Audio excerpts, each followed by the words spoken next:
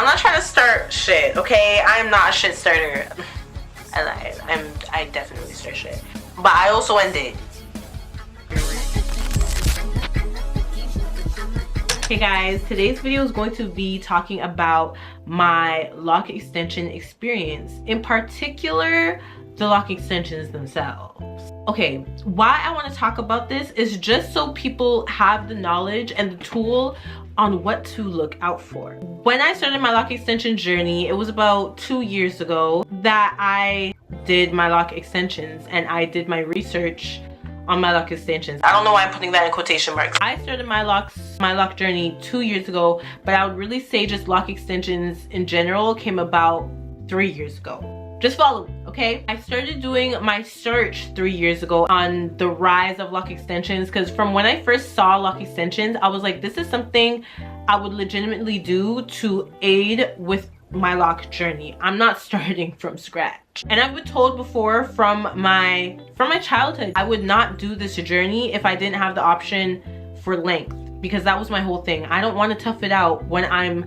at big 16, 17, 18 years old. Well, 3 years ago I would have been 20 years old. We didn't know then what we know now. I'm saying we, but really me. I didn't know then what I know now, and how durable and how malleable locks in general are, and all the different things you could do to locks. You could put braids over locks, wigs over locks. I just didn't even think that was an option. I don't know why, but like I wasn't thinking like that, right? With that being said, once lock extensions started becoming more and more a thing, I definitely started paying more and more attention. I was like, if I want to do it, this would be the way to do it. But I didn't know enough about it. With doing my research, eventually I was set on doing it. I was like, you know what?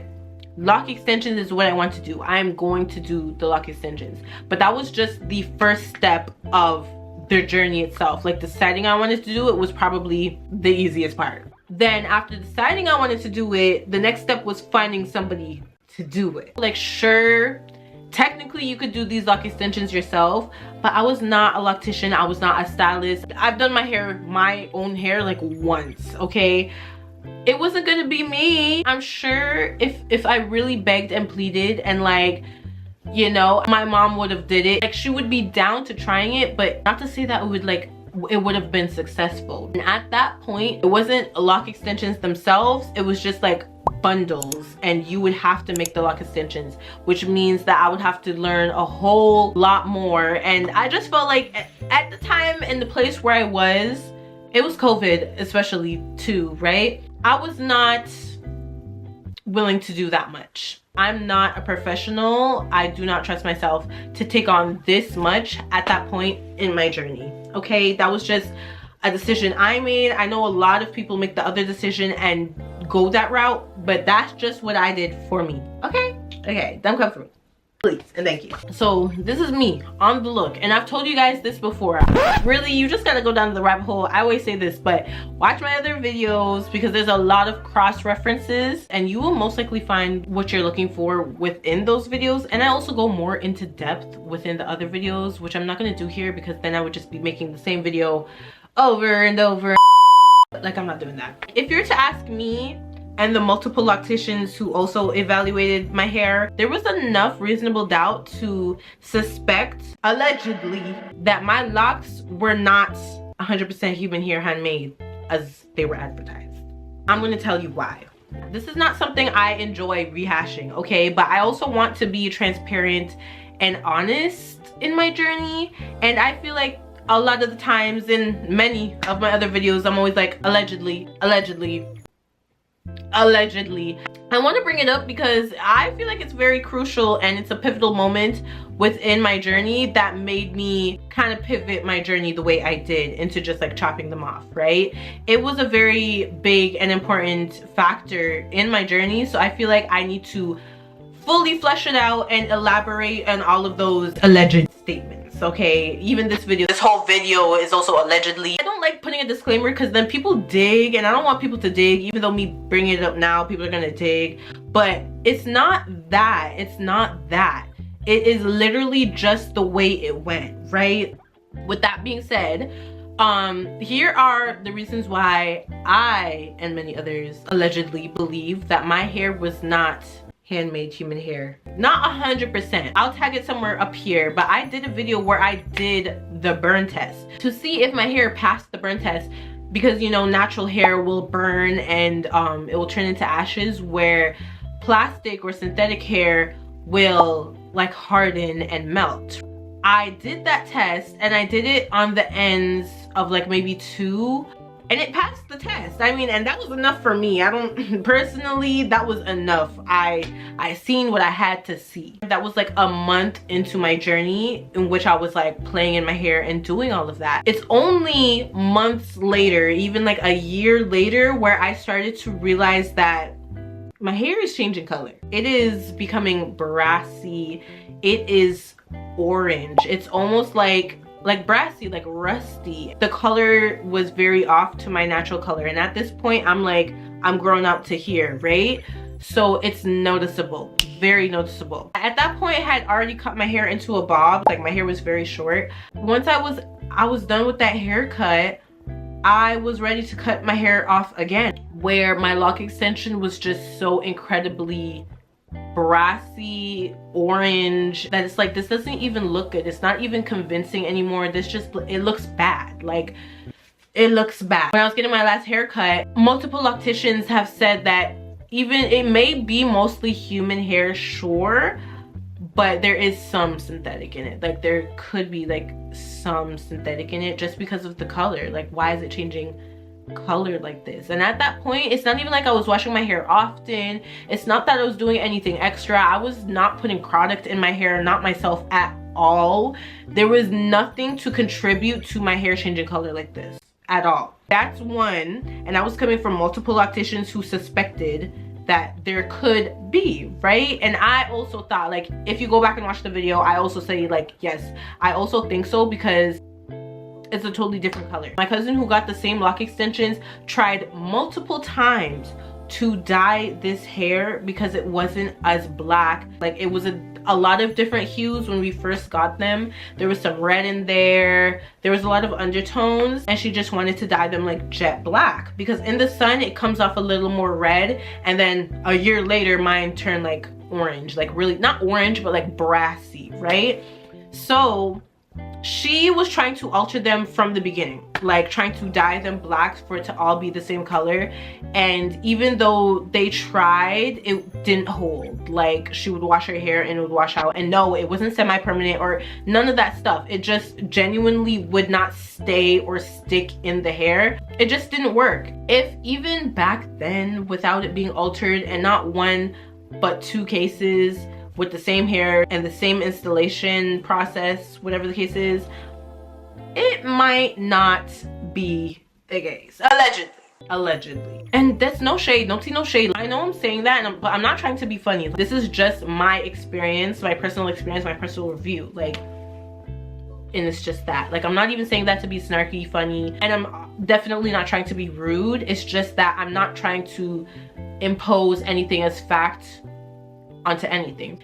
My hair was so brassy, it pushed me over to the edge where not only the itchiness, but just the look in general, it had to go. It had to go.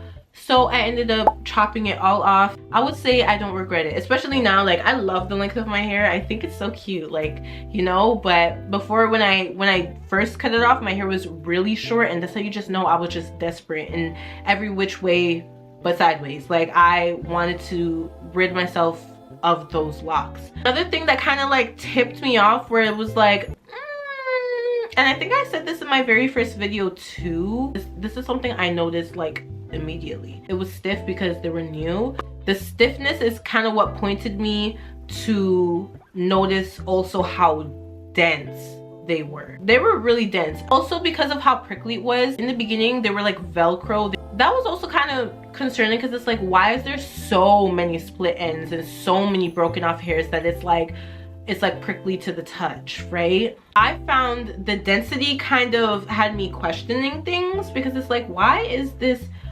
so dense? And this was before I worked in the industry or anything. My cousin and I had these conversations. we also noticed like, wow, this is like really dense. Are we sure that this was handmade? Because she needs to be in a Marvel movie. It felt machine made because of how incredibly dense they were. Even when I went to go cut them myself, like I cut the very first ones I cut were in the front of my face.